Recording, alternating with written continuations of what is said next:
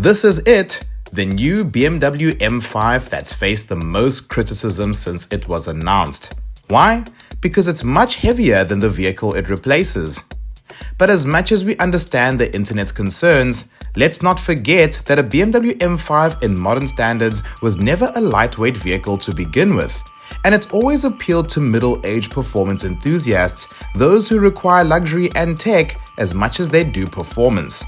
So while purists on social media may moan that the car is too heavy, we don't think that actual M5 owners will care that much. Anyways, what does the new hybrid M5 feel like on track? We had a quick go at Kyalami late last year, and while the lap was brief, it helped us understand what the G90 is all about. Steering, immediately you can feel, is quite sharp. And that's exactly what you want.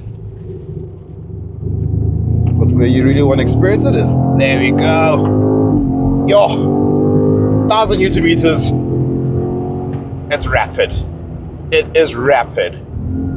We need to stop this whole thing of going on about 0 to 100 times, because a 0 to 100 time is a small factor in all this. Jeez. For a big car like this, it stops. And if I'm correct, this car is not on carbon ceramics. Is it? Okay, so we've got the carbon ceramics. No wonder it stops like that. Oh man, it's so easy. That's the thing. It's just such an easy experience.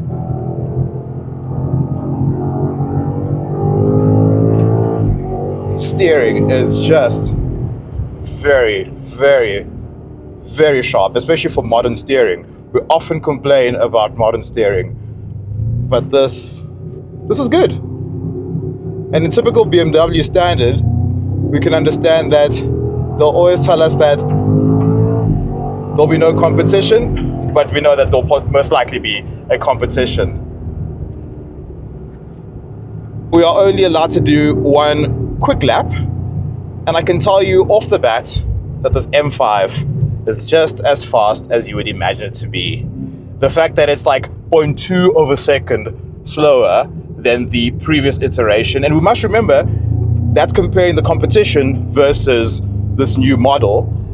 It sounds like I'm sticking up for BMW, but I am sticking up for BMW because I'm an unashamed BMW fan. Come at me, I don't care. But yeah, overall, I'm quite chuffed. We've got our last little straight to Kyalami. Can give it some nice beans. Slow in, fast out. There we go. What impresses me the most is just how that torque, you can feel that 1,000 Newton meters is just next level. Next level. It feels like a more refined version of the F90, that's for sure. Feels like a much more refined version. It sounds very similar. It feels similar, but it just feels just that much sharper, but at the same time more refined. I'd love to see what BMW is going to do from an overall like competition CS variant.